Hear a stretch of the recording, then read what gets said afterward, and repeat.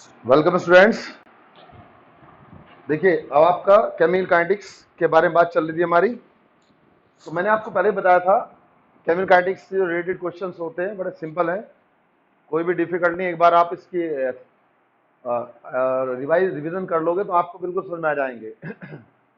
वैसे chemical kinetics का मैंने आपको बताया था, केमिकल काइनेटिक्स में बात आती है आपकी पहले एवरेज रेट ऑफ रिएक्शन की बात।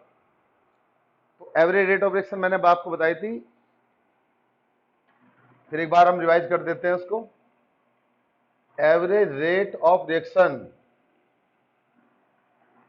का मतलब क्या होता है, इसको हम इंडिकेट करते हैं del X upon del T से, यानी the change in concentration of any reactant और product per unit time is called average rate of reaction indicated by del x upon del t. If you take R to P, अगर आप एक reaction लेते हैं, reactant से product बनता है, तो उस केस में क्या होगा, हम निकालेंगे rate of reaction, average rate of reaction, यानी लिख देंगे एवरेज रेट ऑफ रिएक्शन बराबर क्या होगा, decrease in concentration of R divide by time taken. थोड़ा डिफिकल्ट है इसलिए मैं आपको दोबारा बता रहा हूं इसको, is equal to minus R two minus R one divide by T two minus T one, या minus del R upon del T. Minus sign इसलिए लगाया क्योंकि कंसंट्रेशन ऑफ रिएक्टेंट हमारी क्या होती है, डिक्रीज होती है। जब कंसंट्रेशन ऑफ रिएक्टेंट डिक्रीज होती है बेटा, तो हम ये माइनस साइन को अप्लाई करते हैं। इसी तरह से अगर हम निकालते हैं तो ये ऐसे भी हो सकती है, increase in concentration of product means P divide by time taken. यदि हमारी ये P2 कंसंट्रेशन हो, ये P1 कंसंट्रेशन हो, ये T2 हो, ये T1 हो, तो क्या होगा, del P upon del T। It is the average rate of reaction. तो ये एवरेज रेट ऑफ रिएक्शन होती है। अब आप ऐसा समझ लीजिएगा, एवरेज रेट ऑफ रिएक्शन को, मान लीजिए कोई रनिंग करता है बंदा, और वो मान लीजिए 250 किलोमीटर जाता है 5 आवर्स के अंदर। अगर मैं इसकी एवरेज रेट ऑफ रिएक्शन की बात करूंगा तो that would be 50 kilometre per hour. तो एवरेज क्या हो जाएगी, average rate of reaction is equal to 250 divide by 5, it means 50 kilometre per our.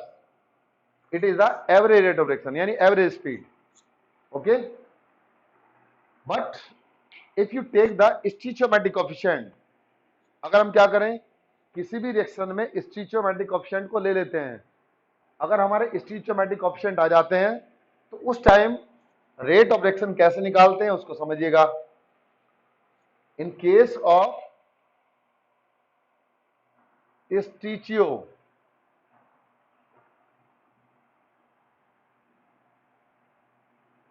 Matric coefficient, अगर आपने क्या लिया, स्टीचियोमेट्रिक कोएफिशिएंट लिए हैं, तो उस केस में क्या होगा, सपोज कीजिए ए प्लस बी बी मिलके क्या बनाते हैं आपका, C C plus D D बनाते बेटा। तो in this case average rate of reaction will be equal to stoichiometric coefficient. हम क्या करेंगे, हर एक के रेक्टेंगल कंसंट्रेशन को उसके स्टीचियोमेट्रिक कोएफिशिएंट से डिवाइड कर देंगे, तो ये हमारी एवरेज रेट ऑफ रिएक्शन होगी। लेकिन अगर बात करते हैं हम इंस्टेंट रेट ऑफ रिएक्शन की, तो इंस्टेंट रेट ऑफ रिएक्शन में क्या होगा, मान लीजिए आप अपनी बाइक चला रहे हैं और आपकी घड़ी में सपोज कीजिए 12:05 है, 12:05 पे आपकी स्पीडोमीटर की जो नीडल है वो सपोज कीजिए 60 किलोमीटर पर आवर्स पर है। तो 60 किलोमीटर पर hours will be your instant speed. Similarly अगर आपकी घड़ी के अंदर 12:30 हो गए और आपकी स्पीडोमीटर की जो नीडल है वो सपोज कीजिए 20 किलोमीटर पर आवर दिखा रही है, तो वो क्या होगी आपकी 20 kilometre per our your instant speed. तो इंस्टेंट स्पीड और एवरेज स्पीड में फर्क होता है। अब आपको अगर मैं कहूं, जैसे आपको मैंने यही समझाया था कि अगर हमने क्या किया, 5 घंटे में 250 किलोमीटर गए, तो इसका मतलब ये है कि हमारी जो एवरेज स्पीड है 50 किलोमीटर है। ऐसा नहीं है कि अगर आप 50 किलोमीटर को लगा लेंगे और आप 5 घंटे पहुंच जाएंगे। अगर आप अपनी बाइक में 50 किलोमीटर पर आवर्स की स्पीड पे स्पीडोमीटर का नीडल रखते हैं और आप सोचते हैं 5 घंटे 250 किलोमीटर चल जाएंगे, इट इज नॉट पॉसिबल। क्यों? क्योंकि कहीं आपको ब्रेक भी लगाने पड़ेंगे, कहीं आपको गाड़ी की स्पीड क्या होगा, कहीं गाड़ी को आपको बिल्कुल जीरो पे भी लाना होगा, रिटार्डेशन जीरो करना पड़ेगा। तो ये स्पीड कब मेंटेन किया आपने? कभी आपने बाइक को 130 चलाया होगा, कभी आपने 90 चलाया होगा, कभी आपने 40 चलाया होगा। तब क्या होती है आपकी एक मिनिमम स्पीड आगे बनती है, इसको हम एवरेज स्पीड बोल देते हैं। So in this case if we take the stoichiometric coefficient, the average rate of reaction become average rate of reaction is equal to -1 upon a del a upon del t बराबर -1 upon b del b upon del t, या कहीं के बराबर हो गए 1 upon c del c upon del t, या 1 upon d del d upon del t. So students, this is the average rate of reaction in case of stoichiometric coefficient. तो इसको हम एवरेज रेट ऑफ रिएक्शन बोलते हैं और इससे related आपके question पूछे जाते हैं। तो ये आपने पढ़ा एवरेज रेट ऑफ रिएक्शन के बारे में। अब अभी मैंने आपको बताया था इंस्टेंट रेट ऑफ रिएक्शन के बारे में। तो इंस्टेंट रेट ऑफ रिएक्शन क्या कहती है? इंस्टेंट आपसे बोलती है कि एट पर्टिकुलर टाइम पर जो भी आपकी रेट ऑफ रिएक्शन है वही इंस्टेंट रेट ऑफ रिएक्शन कहलाती है। यानी अगर मैं इंस्टेंट की बात करता हूं तो instant rate of reaction, it means इसको हम इंडिकेट करते हैं dx upon dt। Del x का मतलब ये उससे भी छोटी है डेल से, that would be equal to क्या होगी sorry, instant rate of reaction का मतलब होता है sorry the change in concentration of any reactant और product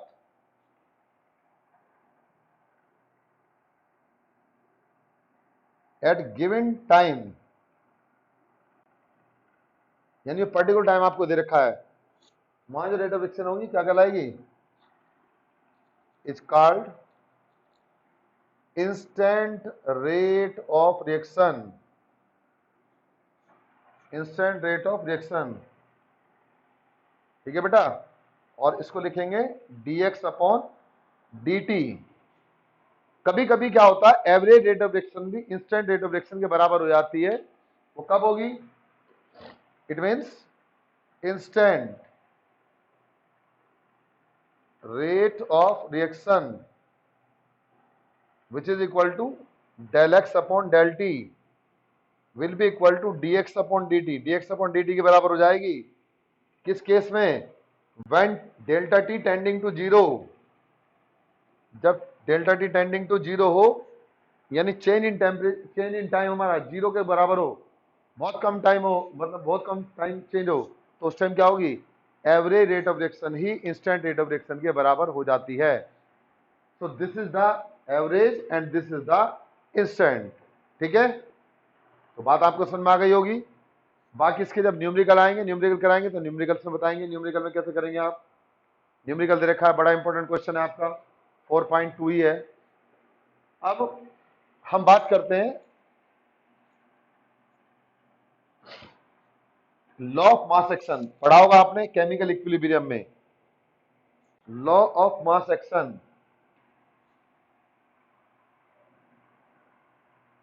law of mass action, law of mass action क्या कहता है जी? लॉ ऑफ मास एक्शन ये कहता है कि सपोज के लिए आपने इसको लॉ ऑफ मास एक्शन या बोलते हैं आपका theoretical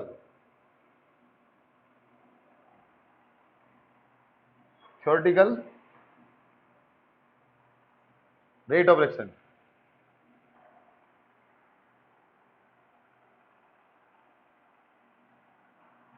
theoretical rate of reaction, क्या मतलब है इसका थ्योरेटिकल रेट ऑफ रिएक्शन का? देखिए, थ्योरेटिकल रेट ऑफ रिएक्शन का मतलब ये होता है कि अगर आपने कोई रिएक्शन ले ली, सपोज कीजिए ए प्लस बी बी, और इससे कोई प्रोडक्ट बन रहा है, तो लॉ ऑफ मास एक्शन ये कहता है the rate of a chemical reaction, the rate of a chemical reaction is directly proportional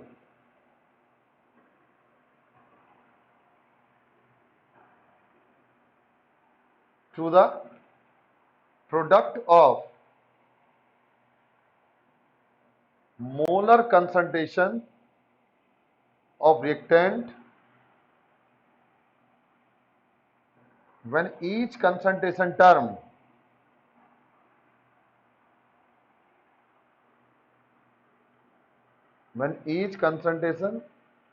terms are raised to power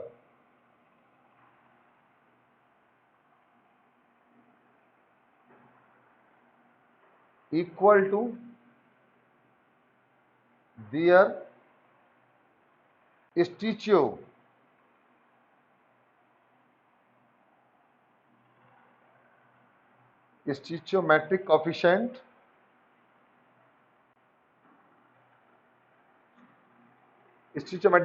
in balance chemical equation. कहां पर? in balance chemical equation. ये आपका law of mass action कहता है, यानी इसको बोलते हैं theoretical determined rate of reaction. फिर समझ लीजिएगा, the rate of a chemical reaction is directly proportional to the product of molar concentration reactant when each concentration term are raised to power equal to their stoichiometric coefficient in balanced chemical equation. This is known as law of mass action और theoretical rate of reaction. अगर हम इसको लिखते हैं तो क्या हो जाएगा? रेट ऑफ रिएक्शन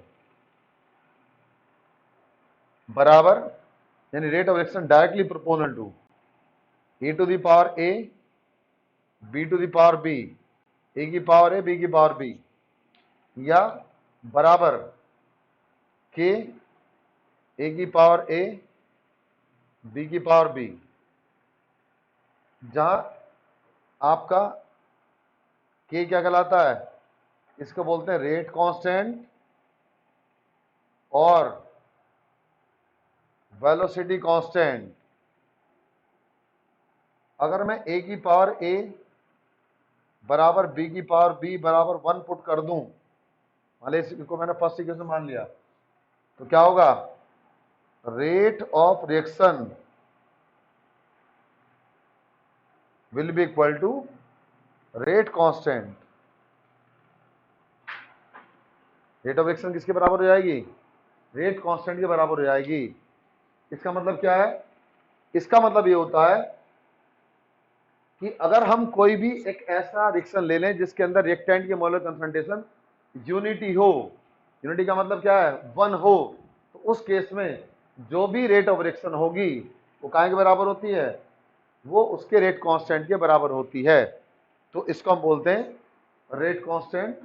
ठीक है, तो कभी कभी ये जो आपने इतना जो अब तक आपने पढ़ा, ये क्या है? थ्योरेटिकल रेट ऑफ रिएक्शन है। अब आप कहेंगे थ्योरेटिकल रेट ऑफ रिएक्शन को हम कैसे समझ सकते हैं? थ्योरेटिकल रेट ऑफ रिएक्शन को आप ऐसे समझ सकते हैं, सपोज कीजिए आप अभी बोलते हैं कि एग्जाम में जी हम तो 90% नंबर लाएंगे, दिस इज द थ्योरेटिकल। बाद में जब आपके एग्जाम होंगे तब आपको पता चलेगा कि आपके नंबर कितने आए हैं। सपोज कीजिए आपके नंबर 90% ही आए, तो इसका मतलब क्या है? थ्योरेटिकल एक्सपेरिमेंट के बराबर हो गया। हो सकता था आपके उससे कम नंबर आते। तो जो हम अभी प्रिडिक्ट कर रहे हैं, यानी जब तक हमारे पर एक्सपेरिमेंट नहीं हुआ, एग्जाम नहीं हुआ, तो जो भी हम नंबर बता रहे हैं दैट इज द थ्योरेटिकल। उसके बाद जब हम क्या करेंगे, जब हम बता देंगे, एग्जाम में आपके नंबर आ जाएंगे, तो जब नंबर आएंगे वो क्या कहलाएंगे आपके? That is known as experimental. तो आप एक्सपेरिमेंटल और थ्योरेटिकल को इस तरीके से मान के चलते हैं। ओके, अब बात आती है आपकी डिफरेंस बिटवीन, डिफरेंस पूछते हैं, क्या आप डिफरेंस बताइएगा?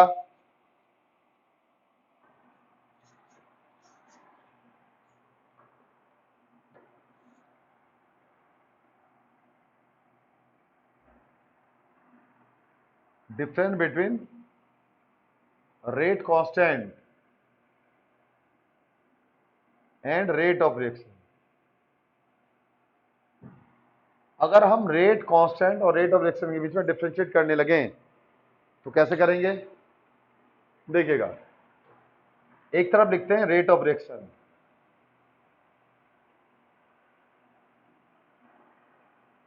दूसरी तरफ क्या लिखेंगे? Rate constant. ये क्या है? It is product of molar concentration of reactant. ये रिएक्टेंट की मोलर कंसंट्रेशन के प्रोडक्ट के बराबर होता है। It is proportionality constant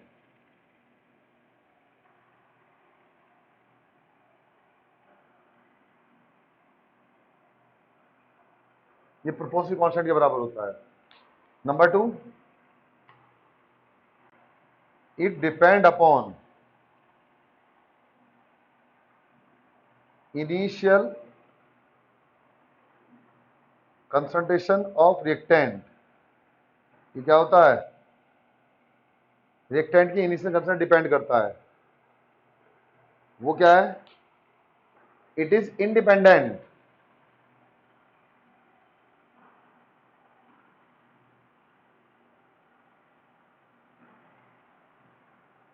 of initial concentration of reactant.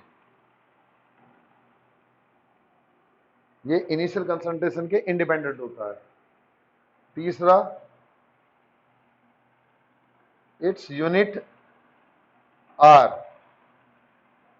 Mole litre inverse second inverse. इसकी यूनिट होती है mole litre inverse second inverse होती है। और इसका क्या है? It have different unit in different case. Different case में डिफरेंट यूनिट होती है। तो इस तरीके से रेट ऑफ रिएक्शन और आपका रेट कांस्टेंट के बारे में बात आई। नेक्स्ट बात आती है आपकी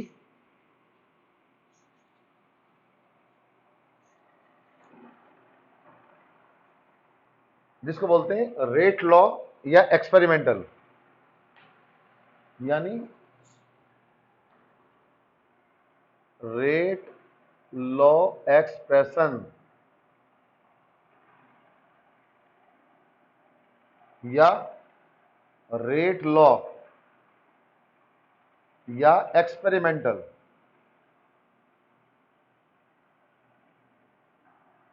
रेट ऑफ रिएक्शन, तो जैसे भी अभी आपको मैंने बताया था, एक थ्योरेटिकल बताई थी मैंने, एक आपको एक्सपेरिमेंटल बताई थी। तो थ्योरेटिकल मैंने आपको क्या बताया था? थ्योरेटिकल में बताया था कि जब तक आपके एग्जाम नहीं हो, आप जो भी आपने नंबर बता रहे हैं that is theoretical rate of reaction. जब आपके एग्जाम हो गए, जो नंबर आप क्या है वो आपको क्या है? Experimental rate of reaction. तो इसको बोलते हैं रेट लॉ या रेट लॉ या रेट लॉ एक्सप्रेशन या एक्सपेरिमेंटल रेट ऑफ रिएक्शन। ये क्या कहता है? ये कहता है कि अगर हमने कोई रिएक्शन ले ली ए प्लस बी और इससे हमारा प्रोडक्ट बन रहा है, तो ये कहते हैं एवरेज, यानी according to rate law, rate directly proportional to A to the power P B to the power Q या बराबर K A to the power P B to the power Q, जहां क्या है हमारे P and Q are the coefficient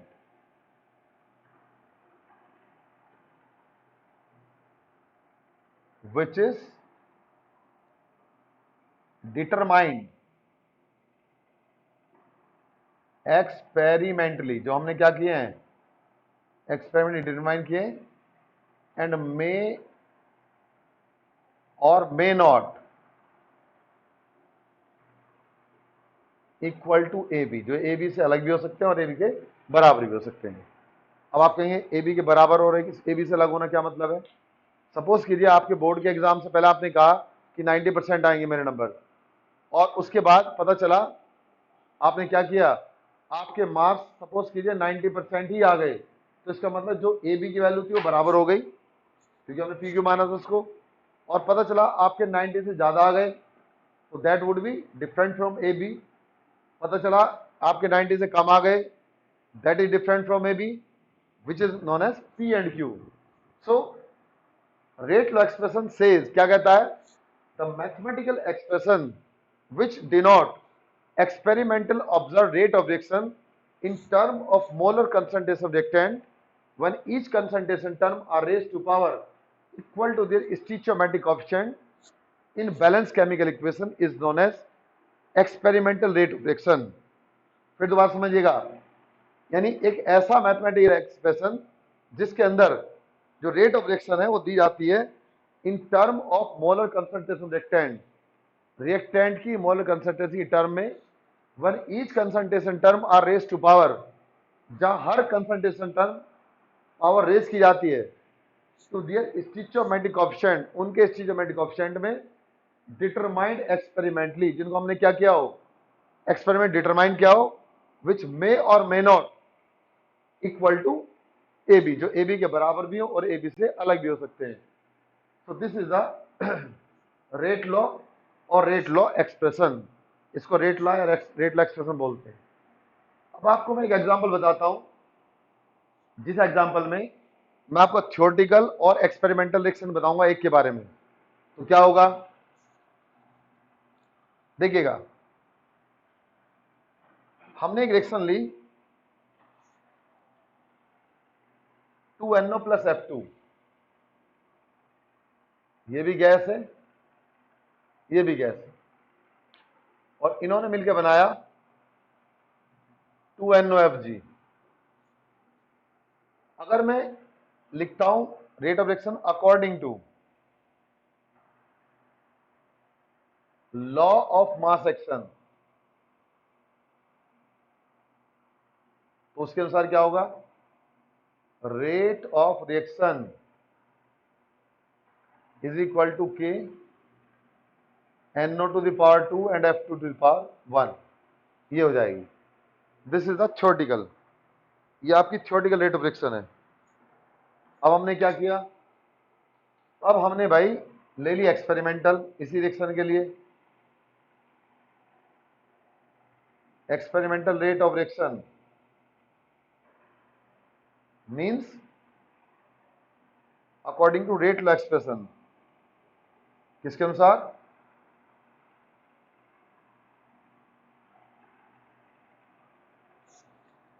according to rate law expression, rate law expression के लिए ये कहां के बराबर होगी, that would be equal to k NO2 to the power 1 and F2 to the power 2, sorry 1। तो अब देखो आप यहां पर, यहां सेम रिएक्शन है, अगर हम इसको एक्सपेरिमेंटल बात थ्योरेटिकल बात करते हैं तो NO की पावर 2 आ रही है, F2 की पावर 1 आ रही है, लेकिन अगर हम बात करते हैं एक्सपेरिमेंटल तो NO की पावर 1 है और F2 की पावर भी क्या पर 1 होती है। तो इस केस में हम क्या मान के चलते हैं, इस केस में हम ये मान के चलते हैं भाई कि जो रेट ऑफ रिएक्शन है अगर एक्सपेरिमेंटल है तो इसके अनुसार होगी, थ्योरेटिकल है तो इसके अनुसार होगी। अब आप कहेंगे दोनों में डिफरेंस क्या है, तो अधिकतर हम केमिस्ट्री में क्वेश्चंस करते हैं थर्म इसके आपका केमिकल काइनेटिक्स के, उस केस में हम experimental observe rate of reaction लेते हैं, थ्योरेटिकल को नहीं लेते। इसलिए ये हमारी यहाँ पावर 1 है, यहाँ पर हमारी पावर 2 होगी। अब जो आपका एक्सपेरिमेंटल रेट ऑफ रिएक्शन है उसमें टर्म आती है रेट डिटरमाइनिंग स्टेप, यानी वो स्टेप जो किसी भी रेट ऑफ रिएक्शन को डिटरमाइन करता है वो रेट डिटरमाइन स्टेप्स कहलाता है। तो वो आपसे क्वेश्चन पूछता है व्हाट इज द, बड़ा इंपॉर्टेंट क्वेश्चन है, what is rate determining step,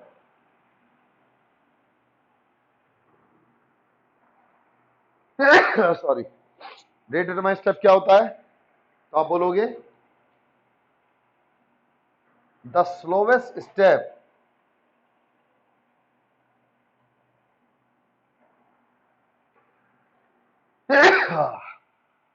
the slowest step in a reaction is known as rate determining step. Rate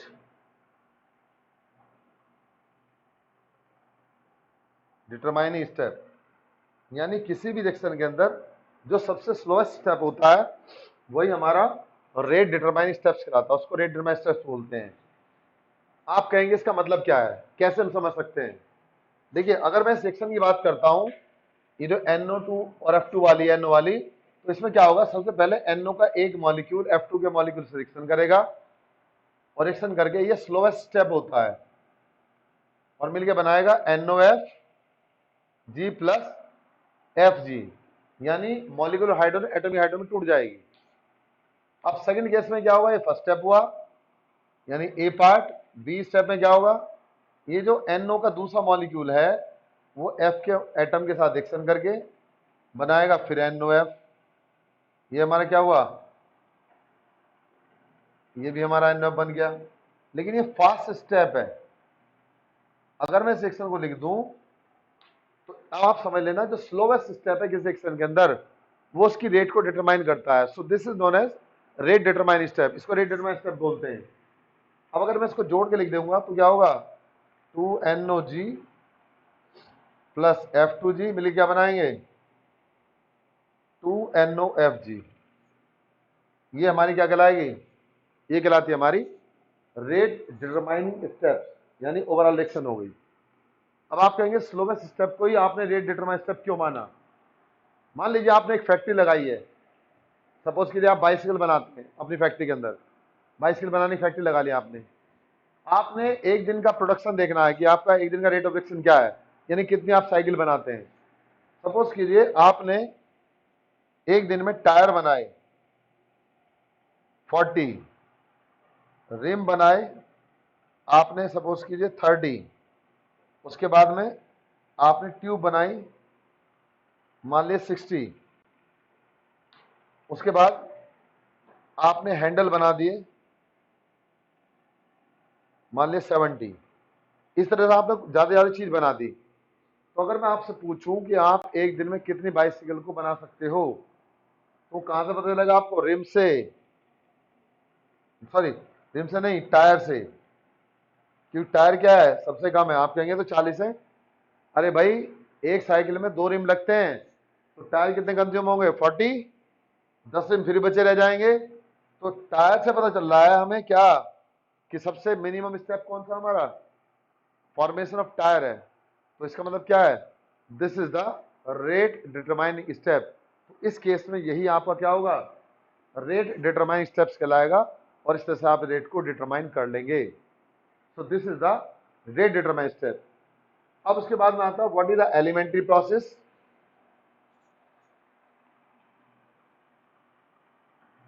तो क्या क्वेश्चन है जी, क्वेश्चन है बेटा, व्हाट इज एलिमेंट्री प्रोसेस, यानी एलिमेंट्री प्रोसेस क्या होते हैं। तो एलिमेंट्री प्रोसेस का मतलब क्या होता है, ईच स्टेप विच कंट्रीब्यूट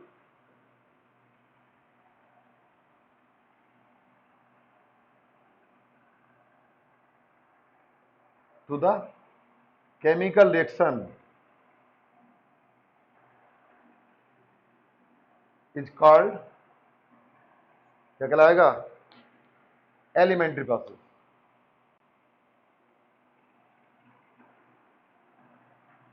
यानी हर वो स्टेप जो किसी रिएक्शन को कंट्रीब्यूट करता है वो रिएक्शन के लिए उसका एलिमेंट्री प्रोसेस कहलाता है, उसको हम एलिमेंट्री प्रोसेस बोलते हैं। तो इसके अंदर आप देख रहे हैं दोनों प्रोसेस क्या हमारे इन्हीं के द्वारा रिएक्शन बनी, तो क्या कहलाएंगे, एलिमेंट्री प्रोसेस, इनको एलिमेंट्री प्रोसेस बोलते हैं। अब इसके बाद बात आती है कि जो हमारी रेट ऑफ रिएक्शन है वो कोई भी है, वो किन किन फैक्टर पर डिपेंड करती है। तो देखिए रेट ऑफ रिएक्शन जो हमारी जो जिन फैक्टर पर डिपेंड करती है उनमें सबसे पहले आता है नंबर 1, पहले हम लिखेंगे factors which affect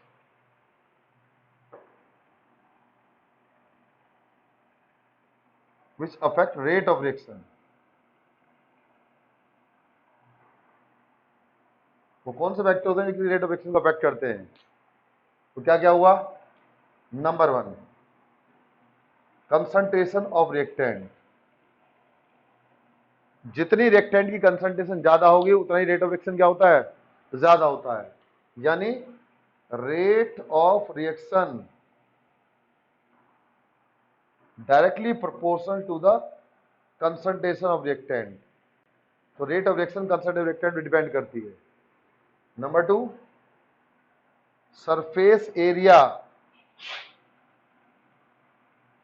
surface area क्या मतलब है? Larger the surface area, larger the surface area of reactant, greater will be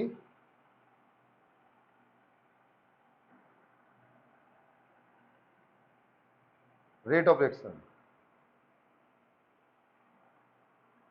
जितना उनका क्या होगा, सरफेस ज्यादा होगा उतना रेट ऑफ रिएक्शन भी ज्यादा होता है। नेक्स्ट बात आती है हमारी,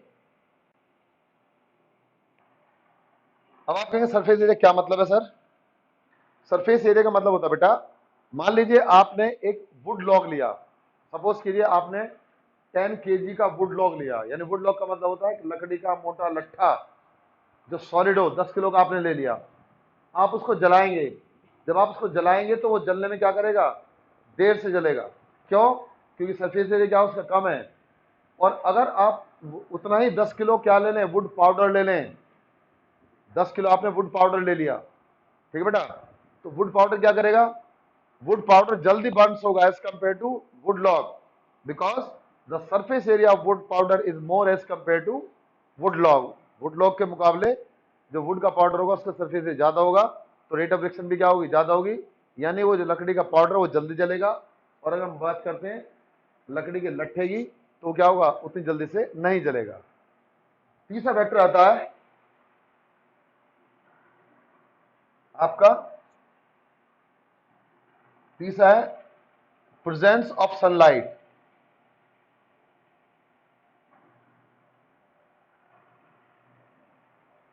तो let us see, there are some reaction which proceed in presence of sunlight. Photochemical reaction, अगर फोटोकेमिकल यानी सनलाइट नहीं होगी तो रिएक्शन क्या होंगी?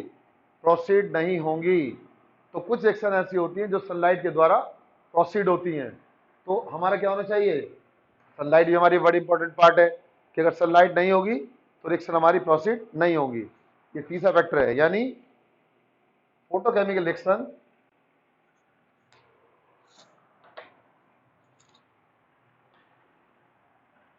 means photochemical reaction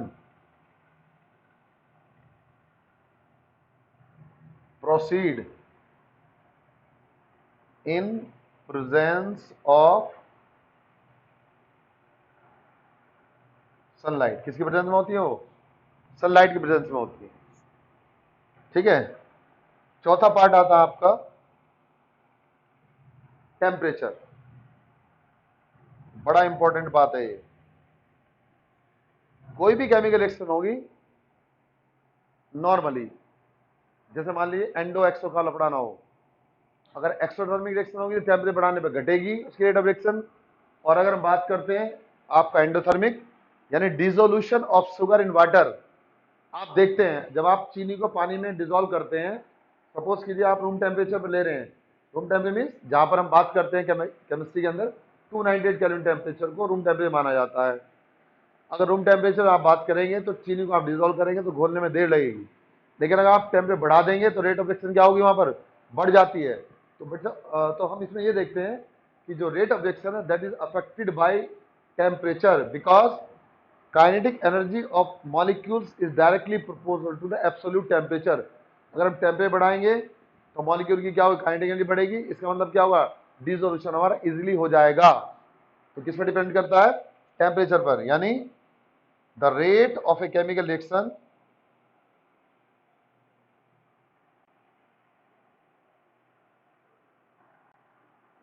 is directly proportional to the molar concentration to the temperature।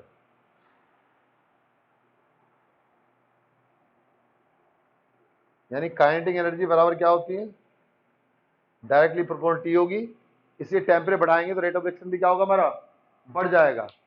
तो इस reaction के लिए हमें ध्यान रखना होता है कि ये 4 फैक्टर होते हैं, और इनमें जब कंपटीशन में क्वेश्चन आता है तो छोटे छोटे क्वेश्चन आते हैं, हर लाइन से क्वेश्चन आता है। अब आप ये देखेंगे कल जेई का पेपर हुआ था, जेई एडवांस का, अगर आप उसे उठा के देखेंगे तो आपको केमिस्ट्री में लाइन टू लाइन, अंदर लाइन से क्वेश्चन आते हैं उसमें।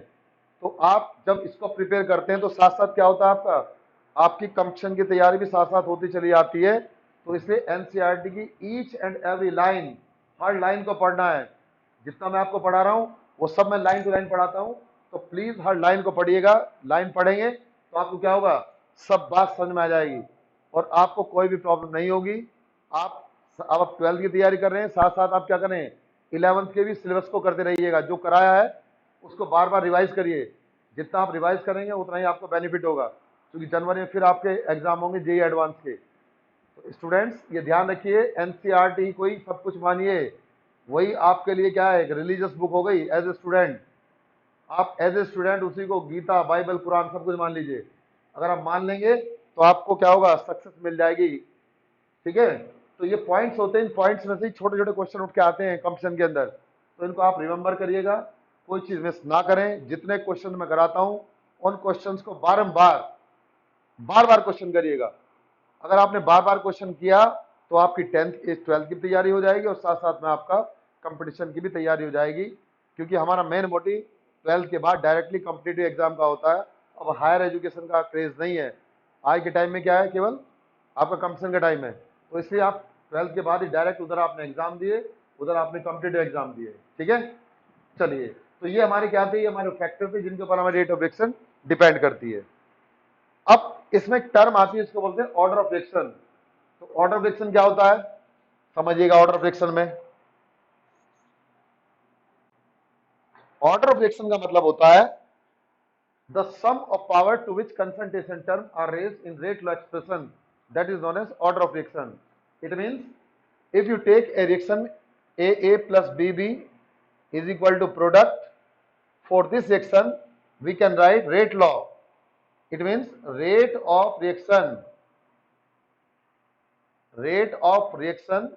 according to, किसके अनुसार, अकॉर्डिंग टू रेट लॉ। अब जब भी पूरी बात करेंगे तो हम किसकी बात करेंगे, रेट लॉ की। That would be equal to k a to the power p and b to the power q. So it will be a to the power p and b to the power q, and in this case order will be p plus q. Very important question, बड़ा छोटा question है लेकिन बड़ा important है।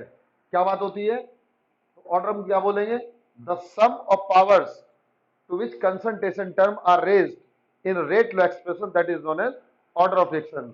यानी order को अगर हम डिफाइन करेंगे तो क्या बोलते हैं, the sum of powers to which concentration terms are raised in rate law expression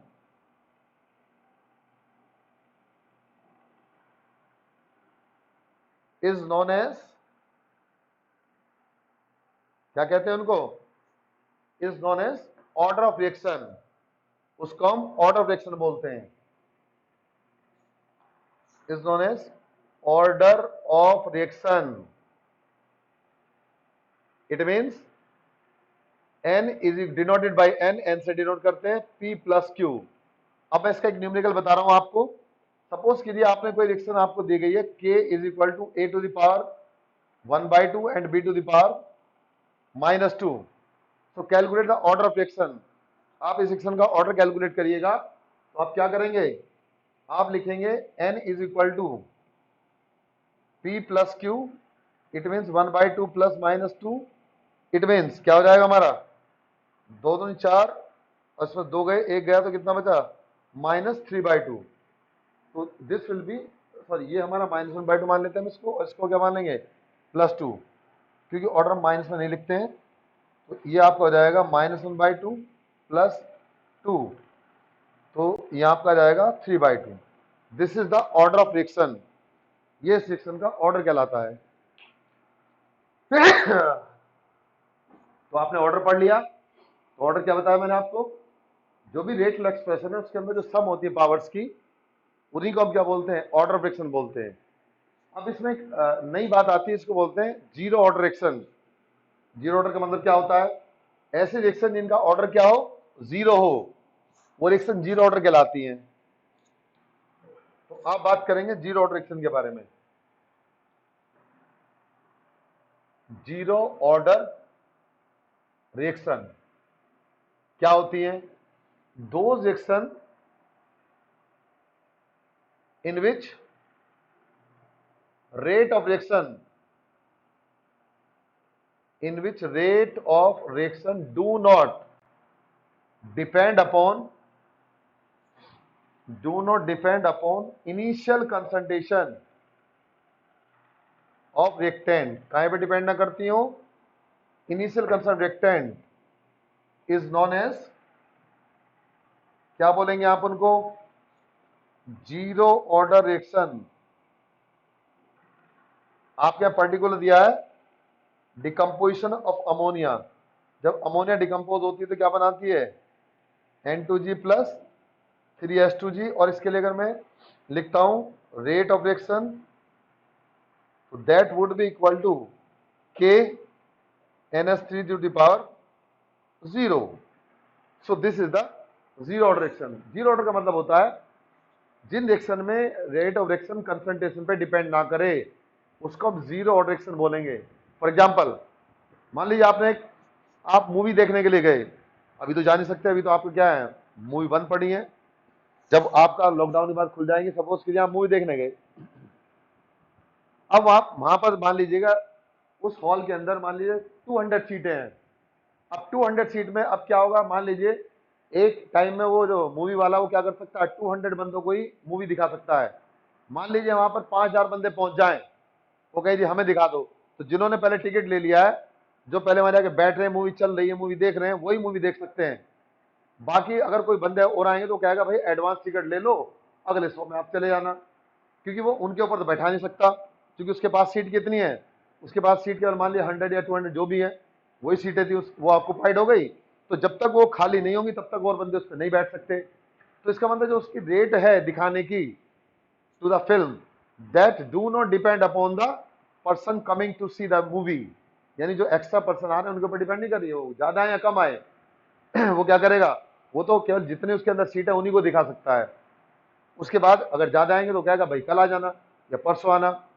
so this is the basis of zero order reaction. इसी तरह से जो रेट ऑफ रिएक्शन होती है वो डिपेंड नहीं करती इनिशियल कंसंट्रेटेड रिएक्टेंट पर, उन रिएक्शन को बोलते हैं zero order reaction. Okay, so this is the very important things to remember. Directly ask the question in your examination, what is the zero order reaction, so you will remember it and write it. Thank you.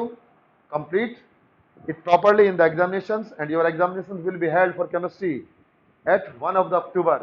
So prepare very well, because I have completed all the course to you and I am now revising to you this chapter. So please do very well. Thank you. बस